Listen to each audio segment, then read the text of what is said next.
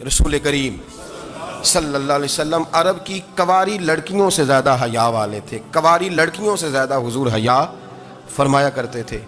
جب خانہ کعبہ کی مکہ شریف میں تعمیر ہو رہی تھی نا، اہل عرب اس کو تعمیر کر رہے تھے، تو نبی پاک صلی اللہ علیہ وسلم اپنے چچا حضرت عباس کے ساتھ خانہ کعبہ کی تعریف میں مصروف تھے.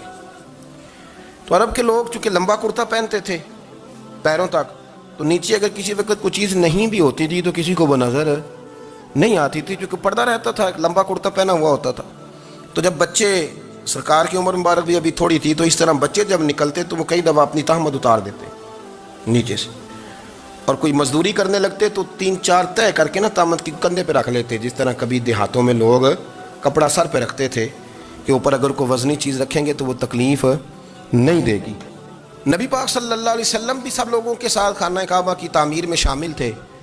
حضرت عباس رضی اللہ تعالیٰ عنہ نے کہا حضور سے، ابھی اعلان نبوت بھی نہیں فرمایا تھا، بھتیجے آپ بھی تہمت اتاریے، یہ صحیح مسلم میں حدیث موجود، اور اس کو کندھے پہ رکھ لیجیے، آپ اینٹیں اٹھا اٹھا کے لا رہے ہیں تو ذرا آپ کو تکلیف نہیں ہوگی.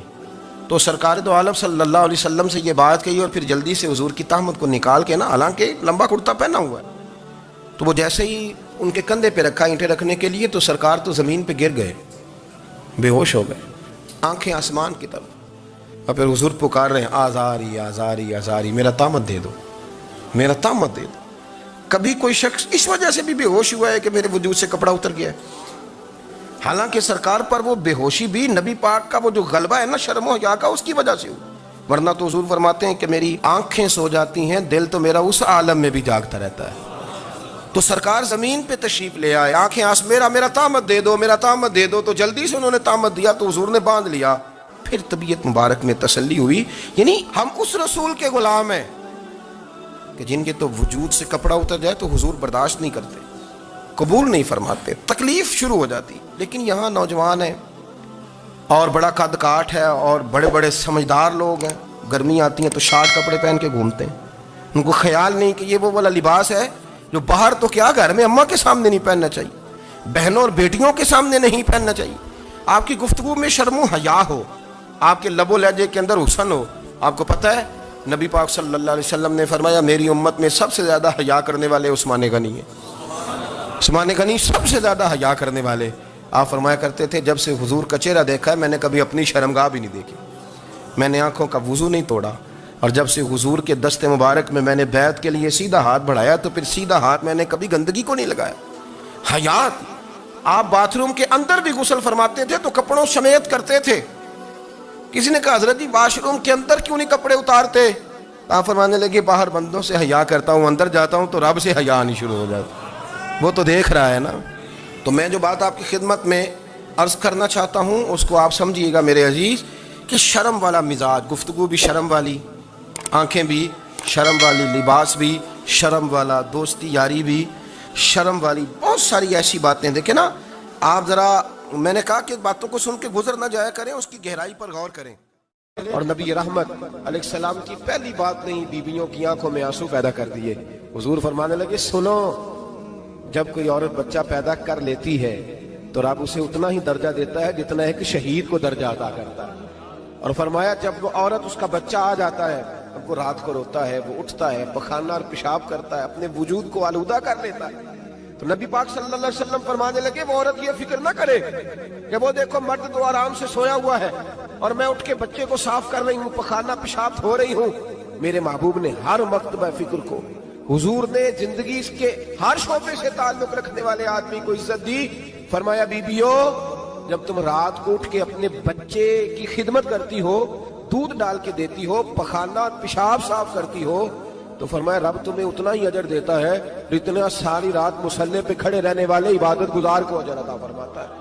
اتنا اللہ تمہیں اجر دیتا ہے. ہر شخص کے حصے میں، ہر شخص کے حصے میں میرے نبی پاک نے عزت لکھی، ہر شخص کے حصے میں. رسول پاک نے وقار، رشتوں کو حضور نے اتنا مضبوط کر دیا، اتنا مضبوط کر دیا کہ رشتے رشتے نہیں درد بن گئے.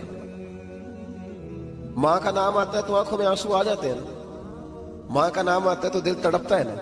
یار یہ انقلاب ہے جو میلاد والے رسول نے برپا کیا، ورنہ حضرت طارق ابن عبداللہ کہتے ہیں میں حضور کے اعلان نبوت سے پہلے بھی مکے آیا تھا، آپ فرماتے میں نے ایک بوڑھی عورت کو ایک نوجوان کو گلے میں رسی ڈال کے گھسیٹ کے لے جاتے دیکھا تو میں نے اس سے کہا کہ یہ کیا کر رہے ہو، کون ہے یہ بی بی، کیا مسئلہ ہے؟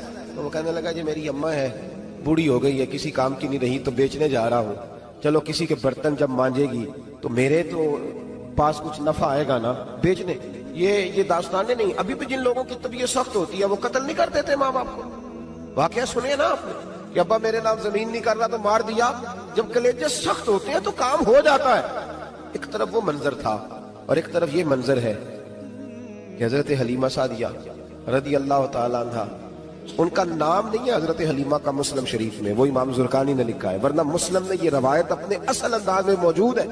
حضرت ابو ہریرہ رضی اللہ تعالی عنہ فرماتے ہیں کہ جناب حلیمہ بوڑھی عورت، سادی عورت، اگر آپ کبھی معاشرتی لحاظ سے حضرت حلیمہ کا انداز دیکھیں گے نا، توجہ ہے میری بات پر، سمجھ آ رہی ہے آپ حضرات کو؟ جو ہمارا معاشرتی ماحول ہے نا، معاشرتی ماحول، تو حضرت حلیمہ سعدیہ رضی اللہ تعالی عنہ کی حیثیت آج کے معاشرے میں اگر دیکھی جائے تو ایک آیا، بچوں کو پالنے والی آیا نہیں ہوتی، وہ آیا تھی۔ اسکول میں ایک آیا ہوتی ہے، جب بچہ چھوٹے ہمارے پرائیویٹ سکولز میں بچے جاتے ہیں تو عورت سنبھالتی ہے، دودھ ڈال دیتی ہے، کئی دفعہ فیڈر بھی پلا دیتی ہے، بچہ اگر پخانہ پیشاب کرتا ہے تو خدمت کرتی۔ یہ عورتیں اس زمانے میں چھوٹے بچے لے جاتی، پالا کرتی۔ تو بتانا دائی کی، آیا کی، میں مثال دے رہا ہوں، اور نرس کی کیا حیثیت ہے معاشرے میں۔ اور حضرت حلیمہ سعدیہ جب نبی پاک کو واپس لے کے آئی تھی تو چلو کچھ نہیں، لیکن نہ کچھ معاوضہ بھی انہیں حضرت عبد المطلب نے عطا کیا تھا، جناب آمنہ نے انہیں کچھ، ایک معنی یہ بھی ہو سکتا تھا کہ پیسے دے کے یہ کام کرایا، معنی ہو سکتا تھا۔ آج جو گھر میں اماں برتن دھوتی ہے اس کی کیا حیثیت ہوتی ہے؟ وہ تو بیچاری جن برتنوں کو دھو کے ہمیں دیتی ہے، بعد میں انہی برتنوں میں ہم انہیں کھانا کھانے کی اجازت نہیں دیتے۔ لیکن میرے رسول پاک نے رشتوں کو عزت دے دی، اس طرح کی عزت دی، اس طرح کی عزت دی کہ جناب حلیمہ مسجد نبوی کا دروازہ گزری ہی تھی کہ حضرت ابو ہریرہ فرماتے ہیں نبی پاک منبر پر اٹھ کے کھڑے ہو گئے، رسول پاک کھڑے ہوئے، نبی پاک۔ میں کبھی کبھی یہ روایت دیکھتا ہوں تو میرا دل کرتا ہے میں اپنے آپ سے پوچھوں، میرا دل کرتا ہے میں اپنے یاروں دوستوں خطباء سے، واعظین سے، پیروں سے، مشائخ سے پوچھوں کہ تو بھی بتا، جب تو شاگردوں کو پڑھا رہا ہوتا ہے اور تیرے ابا جی آتے ہیں تو کبھی اٹھ کے کھڑا ہوا ہے؟ اپنے جیسے لوگوں سے، اچھے علماء کی بات نہیں کرتا، کبھی سوال کرو۔ یہ بڑا مشکل کام ہوتا ہے، بڑا مشکل کہ عالم دین تقریر کر رہا، والد آ جائے، بندہ اٹھ کے کھڑا ہو۔ لیکن رسول پاک نے عزتیں دی، وقار دیا۔ جناب حلیمہ داخل ہوئی تو حضور منبر پہ کھڑے ہوئے اور اتنی تیزی سے حضور آگے بڑھے، اپنی چادر کو اتارا اور پھر میرے رسول نے زمین پہ بچھایا اور پھر حضرت حلیمہ سعدیہ بیٹھ گئی۔ اور جناب ابو ہریرہ فرماتے جتنی دیر نبی پاک ان کے سامنے بیٹھے رہے، اتحیات کی حالت میں بیٹھے رہے۔ حضور نے رشتوں کو وہ وقار دیا، وہ حسن دیا کہ رشتے درد بن گئے ہیں۔ اب ماں کا نام دل میں بعد میں آتا ہے، زبان میں بعد میں آتا ہے، آنسو پہلے آتے ہیں۔ اب ماں کا رشتہ ایک وقار ہے، ایک حسن۔ الحاوی للفتاوی میں امام جلال الدین سیوطی رحمت اللہ لکھا ہے، فتح مکہ کے بعد نا کمال ہو گیا، وَرَأَيْتَ النَّاسَ يَدْخُلُونَ فِي دِينِ اللَّهِ أَفْوَاجًا، فوجوں کی فوجیں دین میں آ گئی۔ ایک زمانہ تنہائیوں کا ہوتا ہے، ایک عروج کا ہوتا ہے۔ عروج کے زمانے میں بڑے تعلق، بڑے رش، بڑی باتیں۔ اب حال یہ تھا فتح مکہ کے بعد کہ پہلے تو ایک آدمی کلمہ پڑھتا تھا، فوجوں کی فوجیں آتی۔ ایک دن نہ نبی پاک نماز پڑھانے آئے مسجد میں، میرے نبی پاک صلی اللہ علیہ وسلم جب مسجد میں آئے تو مسجد کھچا کھچ بھری ہوئی، گلیاں بھی بھری، 10,000 کے قریب لوگ مدینے میں جمع ہیں حضور کے پیچھے نماز پڑھنے کے لیے۔ پڑھیے صلی اللہ علیہ وسلم۔ نبی پاک صلی اللہ علیہ وسلم تشریف لائے نا، جیسے ہی مسجد میں داخل ہوئے تو 10,000 کا مجمع اٹھ کے کھڑا ہو گیا۔ ہمارے لیے لوگ کھڑے ہوتے ہیں تو ہماری آنکھیں پرنم نہیں ہوتی، بلکہ ہم اپنا حق سمجھتے ہیں، ہم کہتے ہیں ان کا بنتا ہے کھڑے ہونا۔ حالانکہ بھائی دنیا سب کے لیے کھڑی نہیں ہوتی، جب کوئی کھڑا ہونا تو نظر جھک جانی چاہیے اور تیرے دل میں خیال آنا چاہیے کہ یا اللہ مجھ پہ رحم ہی رکھنا، اے اللہ میری پردہ پوشی کرنا، یا اللہ یہ تیری دی ہوئی عزت ہے، مہربانی کر خفیہ تدبیر سے محفوظ فرما۔ کہ ہمیں احساس نہیں ہوتا الا ماشاءاللہ۔ اللہ کے محبوب داخل ہوئے تو 10,000 کا مجمع کھڑا ہو گیا۔ 10,000 آدمی کھڑا ہو تو ایک کیف بنتا ہے، تو میرے جیسا آدمی تو بیس کو سیدھی کرنے لگ جاتا ہے نا کہ بڑی شان ہے جناب، کالر ٹھیک کر لو، دستار سیدھی کر لو، کیا بات۔ اتنے لوگ بھی کبھی کسی کے گاڑی کے پیچھے بھاگے، لیکن نبی پاک کا انداز کیا تھا؟ رسول پاک کی آنکھوں میں آنسو آ گئے۔ 10,000 آدمی کھڑا ہوا، حضور رو پڑے اور اتنا روئے کہ جناب ابو ہریرہ رضی اللہ تعالیٰ عنہ فرماتے ہیں کہ میں نے نبی پاک کے سینے سے آواز نکلتی دیکھی. جب آدمی زیادہ روتا ہے تو سینے سے آواز آتی. حضور روئے کہ سینے سے آواز آئی. آپ فرماتے ہیں پھر حضور نے آنسو پوچھے, پھر نماز مکمل ہوئی. جب لوگ چلے گئے تو حضرت ابو بکر صدیق اٹھ کے قریب گئے, کہا یا رسول اللہ صلی اللہ علیہ وسلم آج کوئی وجہ نہیں تھی رونے کی, آپ آئے ہیں اور رونا شروع کر دیا. تو میرے محبوب فرمانے لگے آج جب میں نے اپنی وہ شانیں دیکھی, وہ مقام دیکھا, تو مجھے اپنی اماں کی یاد آ گئی. ماں کی یاد, رشتوں کو وہ عزت دی, وہ وقار دیا, وہ حسن دیا. کہاں نماز کے لیے لوگوں کا کھڑا ہونا اور کہاں اماں کی بات چھیڑ دینا. میرے حبیب فرمانے لگے مجھے اپنی اماں آمنہ کی بات یاد آئی. میری ماں نے تو وہ دور دیکھا تھا جب وجود پہ کپڑے بھی پورے نہیں تھے, دل کرتا تھا آج اماں موجود ہوتی, میں نماز پڑھانے آتا, اللہ اکبر کہہ کے نیت باندھتا, سبحانک اللہ کے بعد سورہ فاتحہ پڑھتا اور سورہ فاتحہ مکمل پڑھ لیتا کہ میری اماں آمنہ کو کوئی کام یاد آتا. وہ پردہ سرکا کے کہتی بیٹا محمد میری بات تو سننا. تو محبوب فرماتے اللہ کی عزت کی قسم میں نماز چھوڑ دیتا, پہلے ماں کی بات سن کے آتا, میں چھوڑ دیتا نماز. وقار دے دیا, وقار, وہ حسن بخشا, وہ توانائی بخشی. عرب کے اندر سال کے بعد عورتوں کا ایک میلہ لگتا تھا خانہ کعبہ کے پاس, صرف عورتیں اکٹھی ہوتی تھی, میلہ لگا ہوا تھا. ایک تورات جاننے والا یہودی عالم بھی آیا ہوا تھا. وہ بیویوں کے مجمع پہ نظر ڈال کے کہنے لگا بیویوں مرد کا کام تو کوئی نہیں عورتوں کے مجمع میں بات کرنا, لیکن میں تمہیں ایک پیغام دینے لگا ہوں. اللہ کے آخری رسول جو مکے میں پیدا ہونے والے ہیں ان کے آنے کا وقت قریب آ گیا ہے. وہ بیوی بڑی خوش نصیب ہوگی جنہیں ان کی رفاقت ملے گی. عورتوں نے جب دیکھا کہ مرد آ گیا عورتوں کے میلے میں تو انہوں نے ڈانٹا, جھڑکا, کہا چل اٹھا اپنی کتابیں اور نکل جا. حضرت خدیجہ کہتی ہیں باقیوں نے ڈانٹا پر میں نے بات پلے سے باندھ لی, میں نے پلے سے باندھ لی اور میں انتظار کرنے لگی کہ اللہ کرے وہ نصیب میرے ہی ہو, اللہ کرے مقدر میرا ہی کھلے. آپ فرماتی ہیں میں تسبیح پڑھتی, درود پڑھتی, میں اس زمانے میں جو اللہ کا ذکر جس طرح ہوتا تھا وہ میں شروع کرتی, اور جب فارغ ہوتی تو میں التجا کرتی کہ اللہ میرے نصیبے کھول دے. کہتی ہیں آہستہ آہستہ آہستہ آہستہ میں حضور کی تعریف سننے لگی, آہستہ آہستہ تعریف سننے لگی. نبی پاک صادق ہیں, امین ہیں, سچے ہیں, دیانتدار ہیں. اس برے اور میلے معاشرے میں بھی وہ سب سے اعلیٰ بھی ہیں اور سب سے اجلے بھی ہیں, وہ سب سے پاکیزہ ہیں. میں سننے لگی تعارف, آہستہ آہستہ میں ان کی گرویدہ ہونے لگی. ادھر نبی پاک صلی اللہ علیہ وسلم اپنے چچا جناب ابو طالب کے پاس رہتے تھے. قحط آ گیا, حالات بگڑ گئے. حضور سید عالم صلی اللہ تعالی علیہ وسلم سے چچا کہنے لگے بیٹے اگر مال تجارت لے کے شام جاؤ تو بڑا نفع کماؤ گے, ہمیں ضرورت بھی ہے, اور اگر ہو سکے تو ختیجہ کا مال لے کے جاؤ. نبی پاک نے کہا چچا میں نہیں کہوں گا کسی سے جا کے, میں نہیں کہتا کسی سے جا کے, جو میرے نصیب میں ہوگا میرا رب خود عطا فرمائے گا, میں نہیں کہوں گا. مصطفیٰ نے تو نہیں کہا. حضرت ختیجہ رضی اللہ تعالیٰ عنہ کہتی ہے میں نے خود اپنی خادمہ کو بھیجا, میں نے کہا جا کے پوچھو تو صحیح کہ میرا مال قبول ہوتا بھی ہے کہ نہیں, پوچھو. نبی پاک صلی اللہ علیہ وسلم سے پوچھا. حضرت ختیجہ کی خواہش ہے کہ آپ مال لے کے جائیں, حضور نے قبول کر لیا. جناب ختیجہ الکبریٰ رضی اللہ تعالیٰ عنہ کے غلام تھے, میسرہ ان کا نام تھا. جناب ختیجہ نے ان کو ساتھ بھیجا. فرمایا تین باتیں ارشاد فرمائی. ایک تو فرمایا سارا رستہ غور سے دیکھنا میرے نبی کے ساتھ کیا معاملات درپیش ہوتے ہیں. ابھی اعلان نبوت نہیں کیا, فرمایا ذرا غور کرنا, میرے مصطفیٰ کا مطالعہ کرنا اور مجھے واپس آ کے سبق سنانا. وہ جو تم نے چہرہ بددعا کی تلاوت کی ہو ذرا مجھے واپس آ کے سنانا. جنہاں نے دل پر جاننی ڈٹھا ہو اکھیاں ہی تک لیاں, تو ملے ہوں تے ساجن ملیا ہوں ناساں لگ پئیاں, ذرا جا کے نا تلاوت کرنا اور مجھے اور دوسرا فرمایا تم میرے غلام ہو تو مصطفیٰ کے بھی غلام بن کے رہنا. میں سنتی ہوں کہ کردار کے, افکار کے, نظریات کی, عظمت کے بلند و بالا, وہ جیسے کہیں ویسے کرنا. اور تیسری حضرت ختیجہ نے نصیحت فرمائی. فرمایا محمد ابن عبداللہ صلی اللہ علیہ وسلم کی رائے سے اختلاف نہ کرنا. یہ چلتے ہوئے معاہدہ کیا, جو وہ کہہ دے سو کر جانا. غلام کہتے ہیں میں ساتھ گیا, باتیں میں نے سن لی, لیکن جب سفر شروع ہوا نا ابھی چند منزلیں طے ہوئی تھی. میں نے کہا ختیجہ آپ نے کیا نصیحت کرنی تھی, ان کے ساتھ جو رہے گا وہ ان کا غلام ہی بن جائے گا, ان کے ساتھ جو رہے گا. تو اجے میرا محبوب نہیں ڈٹھا جن ویکھ کے چن شرماوے, جے رکھے ہاتھ پھلاں وچ ہاتھ نال پھلا رل جاوے, تے ادھی راتی چن چڑھ جاندے جدوں جلوہ فرماوے. مایا جو بھی ساتھ رہتا غلام ہو جاتا. میں اسرا کہتے میں گیا, تجارت شروع ہوئی. کہتے ہیں نبی پاک صلی اللہ علیہ وسلم جب منڈی میں پہنچے تو لوگ قسمیں اٹھا اٹھا کے مال بیچ رہے تھے. اللہ کے محبوب جب گئے نا تجارت کرنے تو ایک آدمی کہنے لگا چلو معاذ اللہ بتوں کے نام تھے لات و منات، کہنے لگا لات کی، عزا کی، منات کی قسم اٹھاؤ. تو نبی پاک فرمانے لگے ان کی قسم اٹھاؤں جن کا میں نام لینا بھی پسند نہیں کرتا. ابھی اعلان نبوت نہیں کیا، اور فرمایا ویسے بھی میں قسم دے کے مال نہیں بیچتا، خریدنا ہے تو خریدو، نہیں خریدنا تو نہ خریدو.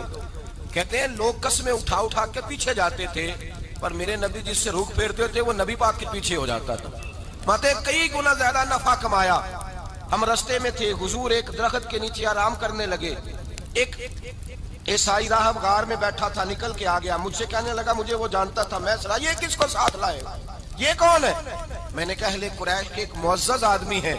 کہنے لگے یار جس درخت کے نیچے یہ لیٹے ہوئے ہیں یہاں عام آدمی نہیں لیٹ سکتا، یہاں وہی لیٹے گا جو اللہ کا سچا رسول ہوگا، یہاں دوسرا کوئی لیٹ ہی نہیں سکا. یہ رسول ہے، ان کا خیال رکھنا، خیال رکھنا. کاش میں اس وقت تک زندہ رہوں جب یہ نبوت کا اعلان کریں. میسرہ کہتے ہیں میں غلام ہو گیا. نبی پاک صلی اللہ علیہ وسلم کی ادائیں مجھے بھانے لگیں. جب واپسی پہ نکلے تو گرمی بڑی شدید تھی. فرماتے ہیں جب دھوپ تیز ہوتی تو بادل کا سایہ آ کے حضور پہ سایہ کر دیتا، بادل کا ٹکڑا نبی پاک پہ. اللہ جانے کہاں بیٹھ کے لوگوں نے کتابیں پڑھی ہیں جو کہتے ہیں 40 سال کے بعد نبی بنے تھے. پتہ نہیں کہاں بیٹھ کے کتابیں پڑھی ہیں.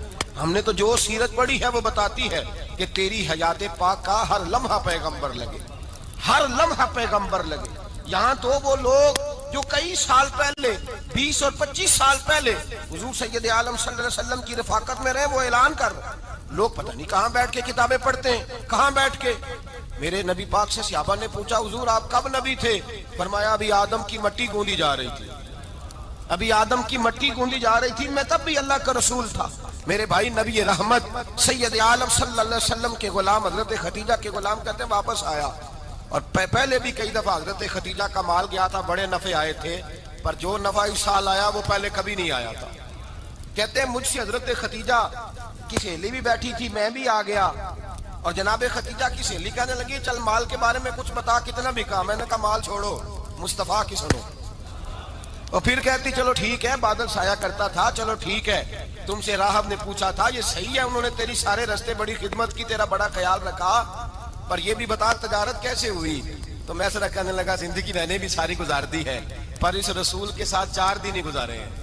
حد ہو گئی مجھ سے، اور کچھ نہ پوچھو، اور کچھ نہ پوچھو. آ میرے دل آمنہ کے لال کی باتیں کریں، اور کچھ نہ پوچھو. بس ذکر ان کا چھیڑیے ہر بات پر، اور چھیڑنا شیطان کا عادت کیجئے.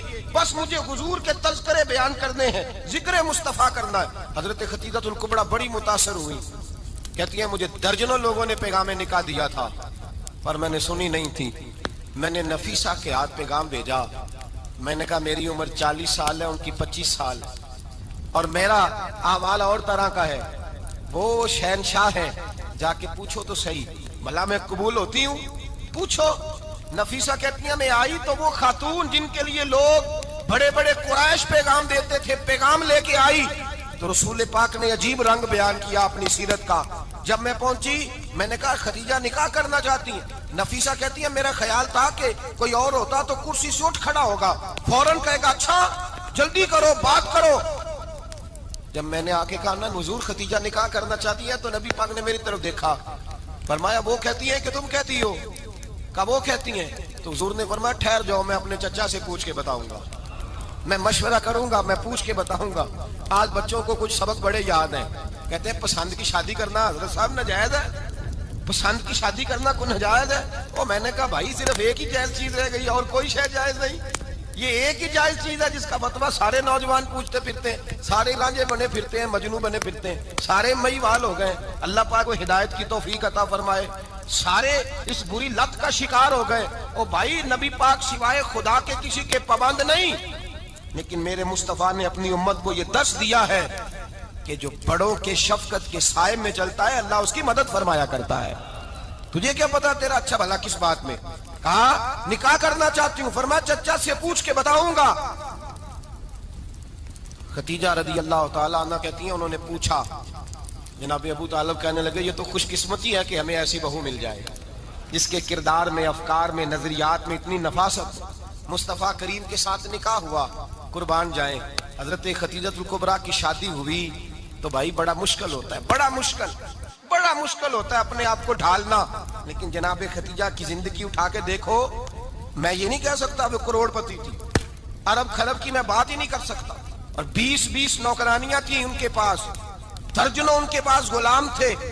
लेकिन जब रसूलुल्लाह के दरवाजा नूर पे आई हैं, उन्होंने मेरे नबी के घर में झाड़ू भी दिया है, उन्होंने हुजूर के कपड़े भी धोए हैं, उन्होंने रसूलुल्लाह के लिए अपने हाथों से खाना बनाया। उन्होंने देखा कि नबी पाक सल्लल्लाहु अलैहि वसल्लम को दौलतों से, तिजारतों से, सरमाए से प्यार नहीं, जितनी दौलत थी शाम को लाके कदमों में रख दी। कहा महबूबा जब मैं तेरी हूं तो मेरी हर शय ही आपकी है। चंद दिनों में हुजूर ने सारी चीजें दे दी अल्लाह के रास्ते में, हर चीज नबी पाक ने दे दी। हजरत खदीजा तुल कुबरा का हाल ये था कि एक जोड़ा रह गया, कई जगह से पेबंद लगे हुए, मैं गुड्डी हथ डोर सजन दे ओ जिंज रखे उंज रहना है, वाजिब नहीं जे विच शरीयत मंदा खसम नु कहना। बस ठीक है, जिस हाल में महबूब राजी हैं, कहा हर चीज कदमों में रख दी और हुजूर के हर रिश्ते का ख्याल किया, नबी पाक की हर ख्वाहिश का। औरतें बिलखुसूस मेरी बात पे तवज्जो करें जो अर्ज करने लगा हूं। आग लगी हुई है घरों में, फसाद है, लड़ाई है, झगड़ा है, दंगा है, ये तेरा रिश्तेदार वो मेरा रिश्तेदार। जब तेरे आते हैं तो रोटियां जल्दी पकती हैं, जब मेरे आते हैं तो बीमारियां बड़ी होती हैं, तेरे मेरे का झगड़ा। आओ मेरे मुस्तफा करीम सैयद आलम का भी हाल देखो। हजरत हलीमा सादिया मिलने आई, शादी को कुछ दिन गुजरे तो हलीमा सादिया मिलने आई। हजरत हलीमा सादिया सगी अम्मा नहीं, रजाई अम्मा है। यहाँ तो सगी अम्मा बर्दाश्त नहीं होती, सगी अम्मा। और वो बहू सोचती नहीं बात करते हुए, सोचती नहीं, वो सोचती नहीं कि किसके बारे में बात कर रही है, उसे पता ही नहीं कि तुझे तो पला पलाया ये मिला है ना। कभी इसकी अम्मा से पूछ उसने कितनी तकलीफें बर्दाश्त की, उससे पूछ किस दिक्कत में, किस आजमाइश में इस बच्चे को परवान चढ़ाया है। तू आज मालक बनी है तो तू रंग ही बदल गई है। और बच्चा भी बीवी के साथ मिलकर के अम्मा की गिबत करता है, सोचता ही नहीं कि बात किसकी हो रही है, इसे ख्याल ही नहीं आता। हजरत हलीमा सादिया रजाई माँ है। जब तशरीफ लाई तो मुस्तफा करीम ने फरमाया खतीजा ये मेरी अम्मा है। जनाब हलीमा सादिया कहती है मैं घर में रही, मेरी खिदमत की, मुझे खाना पका के दिया, बिस्तर बिछा के दिया, कपड़े लेके दिए। और जब मैं जाने लगी तो कहने लगी आप मेरे मुस्तफा की अम्मा है, पहली दफा आई है, थोड़ा सा तोहफा ना दे दूं। मैंने कहा जैसे मर्जी। हजरत हलीमा कहने लगी तो जनाब हलीमा सादिया को 40 बकरियां और एक ऊंट तोहफे में अता फरमाया। और ये जो बीबी आके मालिक बनी है ना, आज जिस दरख्त की छांव में तू बैठी हुई है ना, अगर तू समझे तो असल एहसान उस माँ का है जिसने ये परवान चढ़ा के तुझे दिया है। असल नेकी उस अम्मा की है जिसने तेरे सर पे ये सरताज रखा है, और तू उस माँ को ही भूल गई है। और शिकवा बहू से नहीं, शिकवा उस बेटे से है, बेटे से है जो अलहदा भी होने लगा था तो अम्मा से अलहदा हो गया है। इसने सोचा ही नहीं कि माँ के हाथ उठ जाए तो अर्श का मालिक कहता है फरिश्तों से कि पीछे हट जाओ, माँ और बाप औलाद के लिए जो मांगेंगे मैं फौरन अता करूंगा, तुझे पता ही नहीं। और उधर रसूल पाक का क्या हाल है, कहते हैं वो तेरे रिश्तेदार है, तेरे बहन भाई हैं, तू जा मैं तुझे दरवाजे पे छोड़ आऊंगा, तू मिल उनसे, मैं नहीं मिलता, मैं साहब होता हूं, मेरा उनसे क्या लेना देना। हजरत खतीजा के भाई नहीं थे, नबी पाक सल्लल्लाहु अलैहि वसल्लम के ससुर याद नहीं थे, 2 बेटे थे हजरत खतीजा के, और वो दोनों बेटे पिछले खामन से थे। जरा अकल की कसौटी पर तोलिएगा कि किसी बीबी के बेटे हों और पिछले खामन से हों, उस आदमी का रवैया किस तरह का होता है। लेकिन मेरे रसूल पाक का रवैया इस तरह का था। मैं आपको सीरत की किताबों से इमाम हल्बी ने, कस्तलानी ने, साहिब फतहुल बारी ने लिखा है रसूल कायनात सैयद आलम सल्लल्लाहु अलैहि वसल्लम सोए होते थे और जागो और सुनो, अल्लाह करे हजरत खतीजा का मेरे नबी से रिश्ता और मेरे नबी का हजरत खतीजा का रिश्ता हमारी समझ में आ गया तो समझ लो हमारे घर जन्नत बन जाएंगे, रोशनी फैल जाएगी, समझो और सीखो। हजरत आयशा सिद्दीका फरमाती है नबी पाक सो जाते थे ना दोपहर को तो कहती थी मौला अली से लेकर अबू बकर सिद्दीक तक किसी की ताकत नहीं होती थी हुजूर को आके बेदार करे, सुबह अदब समझा जाता था। और मैं एक जुमला आगे बढ़ा के कहूंगा, मैं कहूंगा अम्मा जी आप तो मौला अली से लेकर अबू बकर सिद्दीक तक फरमाती है ना, हमारा तो अकीदा ये है कि मुस्तफा सो जाए तो जिब्रील भी नहीं जगा सकते, वो भी नहीं आ सकते, वो भी हाथ बांधे खड़े हैं कि मौला कैसे जगाऊं, हजरत जिब्रील भी नहीं जगा सकते। लेकिन हजरत आयशा सिद्दीका फरमाती है मैं थी मदीने में, हजरत खतीजा के विसाल, मैं मदीने में हुजूर के घर में थी, नबी पाक मेरे घर में मौजूद थे और सैयद आलम सोए हुए थे। हजरत खतीजा के पिछले खामन के बेटे जनाबे हाला आ गए और वो मस्जिद में आके बोले, मस्जिद में तवज्जो करना, मस्जिद में बोले, उन्होंने मस्जिद में आके पूछा कि नबी पाक कहाँ है। مسجد میں. تو جناب عائشہ صدیقہ فرماتی ہیں حضور سوتے ہوئے بیدار ہو گئے.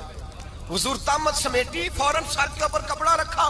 میں نے کہا حضور کہاں جا رہے ہیں؟ فرماتی ہے میں نے ایک دفعہ پوچھا تو حضور نے 3 دفعہ فرمایا میرا حالہ آ گیا ہے, میرا حالہ آ گیا ہے, میرا حالہ آ گیا ہے, ختیجہ کا بیٹا آ گیا. میرے رسول پاک صلی اللہ علیہ وسلم نے بی بی کے رشتوں کا جو تقدس بیان کیا اس کو سمجھیے. فرمایا حالہ آیا ہے, بیدار ہو کے خود تشریف لے گئے. اور یہ تو حالہ تھے نا, بڑے بیٹے حضرت خدیجہ کے سب سے, ان کا نام ہند تھا. اور حضرت ہند سے کوئی بندہ تعارف پوچھتا نا, نبی پاک کا جو حلیہ ملتا ہے نا کتابوں میں, سیرت کی کتابوں میں, حضور کا مکھڑا کیسا تھا. مکھ چند بدر شاشانی ہے, متھے چمک دی لاٹ نورانی ہے, کالی زلف تیاک مستانی ہے, مخمور اکھی ہیں مد بریاں. یہ جو حضور کا حلیہ ملتا ہے نا, یہ حضرت ہند کا بیان کیا ہوا ہے. وہ بیان کیا کرتے تھے کہ نبی پاک کی آنکھیں کیسی تھی, حضور کے جلوے کیسے تھے. وہ بیان حضرت خدیجہ کے بیٹے ہیں. کوئی ان سے پوچھتا کہ بڑے راضی رہتے ہو, ہند بڑے راضی رہتے ہو, تو حضرت ہند کیسے راضی کیسے نہ رہوں, راضی کیسے نہ رہوں. میرے بھائی کا نام علی المرتضیٰ ہے, بہن کا نام فاطمۃ الزہرا ہے, ماں کا نام خدیجۃ الکبریٰ ہے, اور باپ کا نام محمد مصطفیٰ ہے. میں راضی کیسے نہ رہوں. حضرت خدیجۃ الکبریٰ کے رشتوں کے ساتھ رسول اللہ کا پیار, ان کے رشتے. کنز المال میں حضرت عائشہ صدیقہ کی حدیث ہے. جناب عائشہ فرماتی ہیں دوپہر کو حضور آرام کرتے تو کوئی آیا نہیں کرتا تھا. ایک دن ایک بوڑھی آ گئی دروازے پہ, اس نے چھڑی پکڑی ہوئی. کہتے وہ اندر آئی تو نبی پاک بڑی تیزی کے ساتھ اٹھے. حضور سید عالم نے قریب بٹھایا. دیر تک حضور باتیں کرتے رہے, دیر تک گفتگو ہوتی رہی. فرماتے ہیں حضور نے اسے کوئی اضافی وقت دیا. عام صحابہ اس وقت آتے نہیں تھے, حضور کے آرام کا وقت تھا, اضافی وقت دیا نبی پاک. اور فرماتے ہیں جب وہ جانے لگی تو نبی پاک نے تحفے بھی عطا فرمائے. اور پھر ایک غلام سے, حضرت بلال سے یا کسی غلام سے فرمایا کہ ساتھ جاؤ اور گھر چھوڑ کر کے آؤ. نبی پاک صلی اللہ علیہ وسلم نے اعزاز دیا.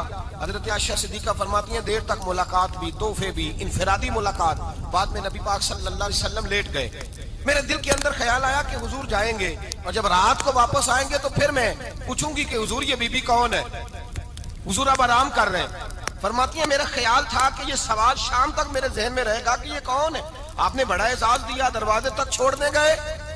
حضرت عائشہ صدیقہ فرماتی ہیں میں سوچ رہی تھی آرام کر رہے ہیں, اور میں نے جیسے ہی نگاہ ڈالی تو حضور تو گہری سوچ میں گم ہے, نبی پاک سوچوں میں گم ہے, اور آنکھیں کھلی ہوئی. فرماتی ہے میں قریب جا کے بیٹھی, قدموں پہ ہاتھ رکھا. میں نے کہا محبوبہ یہ بی بی کون تھی, اتنی دیر آپ نے ملاقات کی اور وہ چلی گئی ہے, تو ابھی خیالات ہیں, تصورات ہیں. فرماتی ہے میں نے پوچھا تو مصطفیٰ کی آنکھوں میں آنسو آ گئے. نبی پاک رو دیے, اٹھ کے بیٹھ گئے. میں نے کہا حضور کیا ہوا, میں نے تو آپ کو پریشان کر دیا, میں معذرت چاہتی ہوں. حضور نے فرمایا عائشہ ایسی کوئی بات نہیں, اس بی بی کے بارے میں پوچھتی ہو جسے میں نے زیادہ عزت دی ہے, زیادہ پیار کیا ہے, ذرا زیادہ اس کے ساتھ میں نے توجہ کی ہے. ہاں یا رسول اللہ میں نے انفرادی رنگ دیکھا ہے, روٹین سے بڑھ کر آپ نے محبت فرمائی. تو میرے مصطفیٰ نے فرمایا یہ جو عورت آئی تھی نا, جو میرے پاس بیٹھی رہی ہے, یہ میری زوجہ جناب خدیجہ کی سہیلی ہے, یہ حضرت خدیجہ کی سہیلی ہے, جناب خدیجہ کی سہیلی. فرمایا یہ مکے میں خدیجہ سے ملنے آیا کرتی تھی, خدیجہ اسے وقت دیتی تھی, پاس بٹھاتی تھی, کھانا کھلاتی تھی, دکھ سکھ سنتی, اور تھوڑی غریب ہے, جب یہ جاتی تھی تو خدیجہ تحفے بھی دیتی تھی. فرمایا آج جب یہ آئی ہے تو خدیجہ کی یادیں تازہ ہو گئی.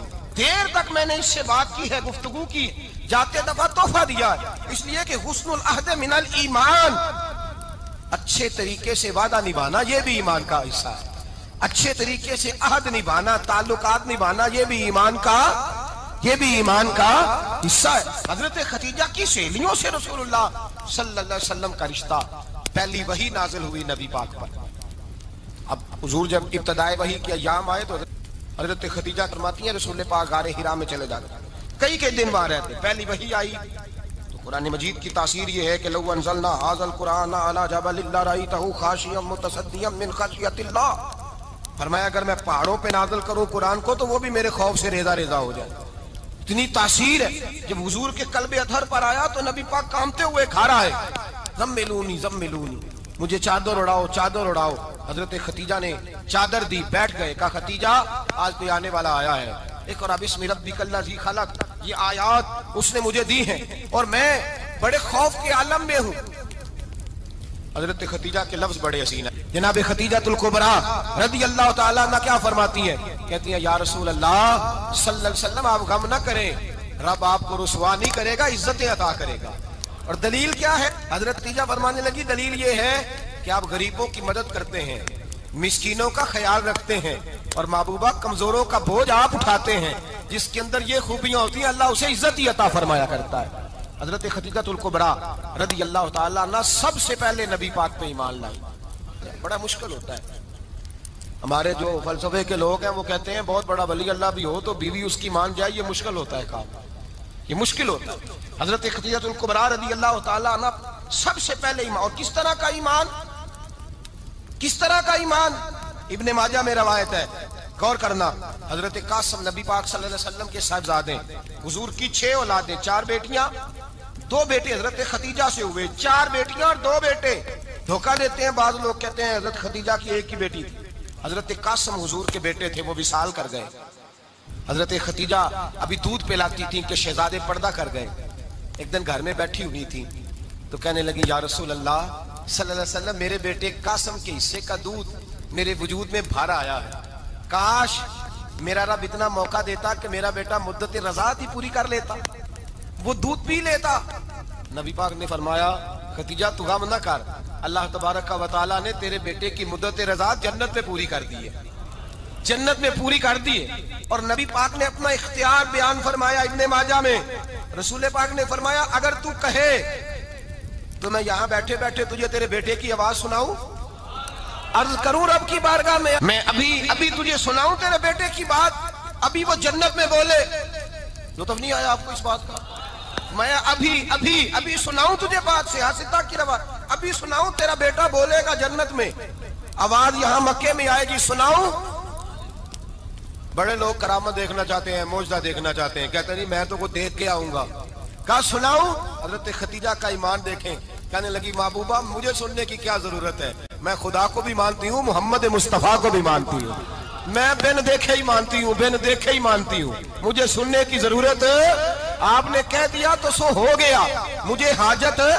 حضور کہہ رہے ہیں اگر تو کہے تو دعا کروں، التجا کروں، ابھی آواز اللہ سنا دے، ابھی سناؤں؟ حضرت خدیجہ کہتی ہے نہیں حضور میں بن دیکھے ہی، میں ان لوگوں میں سے نہیں ہوں جو پہلے دیکھ داکھ کے آئیں، پلٹ کے آئیں، دیکھ کے سودا کریں، میں تو ان لوگوں میں سے ہوں جو بن دیکھے مانا کرتے ہیں، یؤمنون بالغیب کی قائل، رسول اللہ صلی اللہ علیہ وسلم پہ ایمان لائے۔ اور پھر نبی پاک صلی اللہ علیہ وسلم نے جیسا کہا حضرت خدیجہ نے ویسا کیا۔ اور حضرت عائشہ کی روایت ایسی بھی ملتی ہے، جناب عائشہ سے کسی نے پوچھا تھا کسی نے جنت کی نعمتیں بھی کھائی ہیں؟ تو حضرت عائشہ کہنے لگی ہاں، ایک دفعہ نبی پاک نے جنت کے انگوروں کا خوشہ توڑ کے حضرت خدیجہ کو کھلائے تھے، وہ انگور وہاں سے توڑ کے جناب خدیجہ کو حضور نے انگور کھلائے تھے۔ نبی پاک صلی اللہ تعالیٰ علیہ وسلم پر ایمان لائی، ہر موقع پر حضور کا ساتھ دیا، تکلیفیں دیکھی، آزمائشیں دیکھی۔ حضرت خدیجہ کا جو وقت حضور کے ساتھ گزرا ہے نا، وہ سارا آزمائشوں کا وقت ہے۔ 15 سال شادی کو ہوئے تو نبی پاک نے اعلان نبوت کیا، باقی کے 10 سال 25 سال کی رفاقت رہی، سخت مسئلہ تھا، کفار کی مخالفت، بہت زیادہ مال تھا، پھر غربت آئی، پورا مکہ سلوٹ کرتا تھا، پھر وہ سارا شہر مخالفت کرنے لگا۔ حضرت خدیجہ الکبریٰ ڈٹ کے رسول اللہ کا ساتھ دیتی، ہر موقع پر کسی جگہ شکوہ نہیں کیا۔ یہاں عورتیں بول پڑتی ہیں، کہتی ہیں جب سے تیرے گھر آئی ہوں سوکھ نہیں دیکھا، جب سے یہاں آئی ہوں کچھ نہیں دیکھا، جب سے یہاں آئی ہوں بڑی آزمائش میں۔ حضرت خدیجہ الکبریٰ مال لے کے آئی، لیکن انہوں نے دیکھا کہ مصطفیٰ کو غریبی پسند ہے تو غریب ہو گئی۔ جیم جان دا کچھ وسا نہیں ہوں، جان یار نو دے تے شاد ہو جا، ایسے دل دے ہیں فساد سارے، دل دربر نو دے تے آزاد ہو جا، جو رکھے آباد تے رو وسدا تے جدو کرے برباد ہو جا۔ کہا یا رسول اللہ جس بات میں آپ راضی ہیں میں بھی اسی بات میں راضی ہوں۔ جناب خدیجہ رضی اللہ تعالیٰ عنہ مکمل وقت رسول اللہ کا ساتھ دیا۔ شیب ابی طالب کے 3 سال قید میں گزارے۔ بھئی جس عورت نے ساری زندگی مال دیکھا ہو، اعلیٰ سے اعلیٰ کھانا کھایا ہو، بڑے گھر میں وقت گزارا ہو، قیدی ہو کے وقت گزارا ہو، اور آپ اگرچہ قریش میں سے تھی لیکن جس شاخ سے حضور تھے بنو ہاشم اس میں سے نہیں تھی آپ۔ حضرت خدیجہ رضی اللہ تعالیٰ عنہ یہ کہہ سکتی تھی کہ یہ بائیکاٹ جو 3 سال مکے والوں نے کیا اور ایک چھوٹی سی وادی میں قید کر دیا ہے بنو ہاشم کو، تو یہ میرا بائیکاٹ نہیں ہے۔ نبی پاک صلی اللہ تعالیٰ علیہ وسلم نے اجازت بھی دی کہ اگر تم چاہو تو علیحدہ رہ سکتی ہو، بائیکاٹ تو میرا ہے، لیکن حضرت خدیجہ نے کہا نہیں، تیرے قدموں میں رہوں، غیر کی ٹھوکر پہ نہ ڈال، جھڑکیاں کھاؤں کہاں چھوڑ کے صدقہ تیرا، اور تیرے قدموں میں جو ہے وہ غیر کا منہ کیا دیکھے، کون نظروں پہ چڑھے دیکھ کے تلوا تیرا۔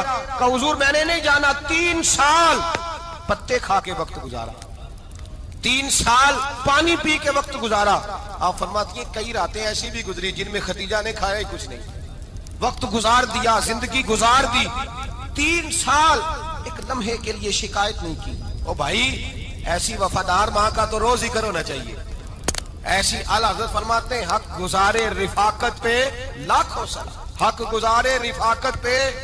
اچھا میں دعا کرنے لگا ہوں کہ آپ سارے حضرت خدیجہ پہ سلام پڑھیں۔ حق گزارے رفاقت پہ لاکھوں سلام، لاکھوں سلام۔ حضرت خدیجہ الکبریٰ رضی اللہ تعالیٰ عنہ نے حق ادا کیا، سیدی ماں، پہلی ماں، کہف امن و امان، حق گزارے رفاقت پہ لاکھوں سلام۔ حضرت خدیجہ الکبریٰ رضی اللہ تعالیٰ حق ادا کیا۔ 3 سال کا وقت سوشل بائیکاٹ کا وقت تھا، سوشل بائیکاٹ، لیکن حضرت خدیجہ الکبریٰ نے حضور کے ساتھ ٹائم گزارا۔ بائیکاٹ ختم ہوا، آسانی کا وقت آیا تو خدیجہ بیمار ہو گئی۔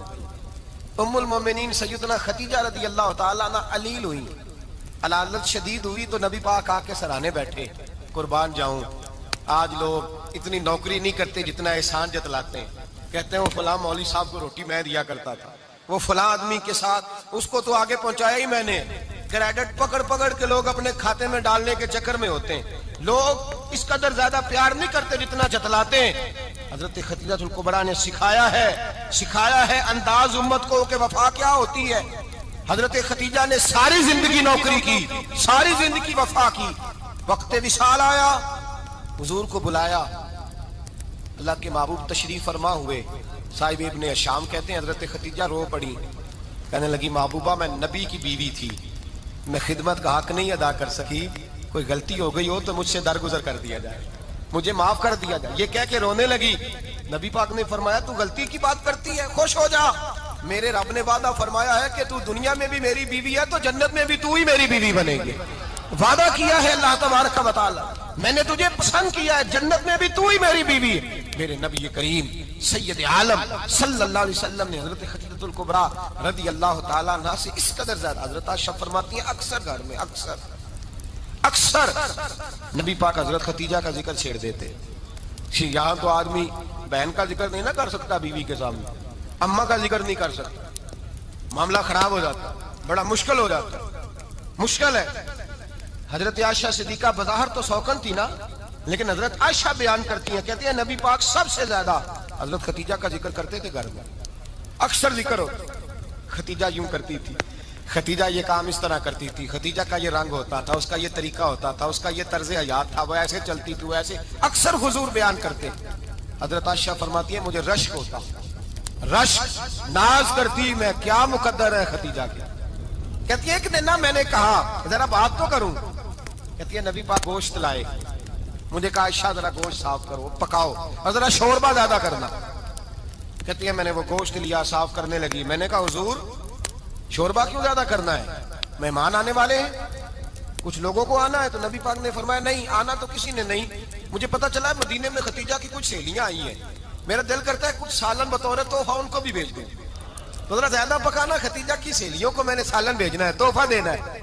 حضرت عائشہ کہتی ہیں ایک جملہ ہلکا سا، بے ضرر سا، بڑا دھیما سا، بچ کے بڑا اپنے آپ کو محتاط کر کے، میں نے کہا یا رسول اللہ صلی اللہ علیہ وسلم آپ خدیجہ کا ذکر بہت کرتے ہیں، حضور وہ تو عمر میں 15 سال بڑی تھی، یا رسول اللہ صلی اللہ علیہ وسلم اللہ نے آپ کو جوان اور خوبصورت بیویاں دی، آپ خدیجہ کا ذکر کرتے ہیں۔ فرماتی ہیں یہ بات کہہ کے میں خاموش ہو گئی، میرا خیال تھا جواب آئے گا، دیر ہو گئی، حضور جواب نہیں دیتے۔ کہتے ہیں میں نے یوں نظر اٹھا کے دیکھا تو چہرہ مبارک سرخ ہو گیا، اور رسول پاک نے فرمایا عائشہ آج بات کی ہے، آج کے بعد یہ بات نہ کرنا۔ میں نے کہا حضور کیا ہوا؟ فرماتے ہیں پہلے جلال تھا، پھر اچانک وہ جلال آنسو میں بدلا، اور حضور نے رو کے فرمایا عائشہ تم ساری بیویاں سکھوں کے وقت آئی ہو، خدیجہ تو میرے دکھوں کی ساتھی ہے، وہ تو میری آزمائشوں اور تکلیفوں کی ساتھی، اس نے تو میرے ساتھ وقت کٹھن بتایا، جب لوگ مجھے پتھر مارتے، میرے رستے میں کانٹے بچھاتے، میں پریشان ہو کے لوٹتا، اس کے ایک ہاتھ میں دودھ کا پیالہ ہوتا، ایک ہاتھ میں کھجوریں ہوتی، دودھ پلا کے کھجور کھلا کے بستر بچھا کے روٹی دے کے کہتی محبوبہ غم نہ کرنا، اللہ بڑی عزتیں عطا فرمائے گا، اللہ بڑی شانیں عطا فرمائے گا۔ میرے رسول کریم سید عالم صلی اللہ تعالی علیہ وآلہ وسلم۔ اور پھر امام ابن حجر نے لکھا ہے، آپ فرماتے ہیں بعض لوگوں پہ حضور نے کبھی جلال بھی فرمایا ہے، کبھی کبھی جلال بھی فرمایا، اور حضور کا جلال بھی بڑی رحمت والا ہے۔ نبی پاک نے فرمایا اللہ اگر میں اپنے کسی امتی کو جھڑک دوں تو اسے اتنا ثواب دینا جتنا تو فرد نماز کا ثواب عطا کرتا ہے۔ حضور کا تو جلال بھی کرم والا ہے، کرم والا جلال ہے رسول پاک کا۔ اکثر بعض لوگوں پر حضور ناراض بھی ہوتے، لیکن امام ابن حجر فتح الباری میں فرماتے ہیں کہ صحابہ اور اہل بیت میں سے حضرت خدیجہ الکبریٰ کی وہ ہستی ہے جس پر کبھی نبی پاک ناراض نہیں ہوئے، کبھی ناراض نہیں ہوئے۔ یہ سب سے بڑی فضیلت ہے حضرت خدیجہ کی، کبھی ناراض نہیں ہوئے نبی، کسی موقع پر بھی حضرت خدیجہ الکبریٰ رضی اللہ تعالیٰ عنہ سے ناراض نہیں ہوئے، بلکہ بخاری شریف میں لفظ کچھ اس طرح کے ہیں۔ میں نے شروع میں کہا کہ حضرت خدیجہ کی 20 کنیزائیں تھیں، نوکرانیاں تھیں، گھر کے اندر نوکر چاکر تھے، ریل پیل تھی، کوئی کام کبھی نہیں کیا تھا۔ حضرت خدیجہ الکبریٰ نے ایک دن کھانا پکایا، اور کھانا پکا کے اپنے ہاتھوں سے جب نکلی نا اور آ رہی تھی حضور کو کھانا دینے، تو بخاری میں موجود ہے جب حضرت خدیجہ آئیں تو نبی پاک نے فرمایا خدیجہ تیرے آنے سے پہلے حضرت جبریل آ گئے، اور وہ کہہ رہے ہیں یا رسول اللہ خدیجہ برتن میں کھانا لے کے آ رہی ہے، اور جب وہ کھانا لے کے آ جائے تو اسے کہہ دیجئے گا اس کا رب اسے سلام کہتا ہے، اس کا رب اسے اللہ اکبر، جس کو اللہ سلام کہے۔ فاضل بریلوی فرماتے ہیں حق گزارے رفاقت پہ لاکھوں، حق گزارے رفاقت پہ لاکھوں سلام، حق گزارے رفاقت پہ لاکھوں سلام۔ حضرت خدیجہ الکبریٰ رضی اللہ تعالیٰ عنہ کو رب تعالیٰ کے سلام آئے، محسنہ اس امت کی محسنہ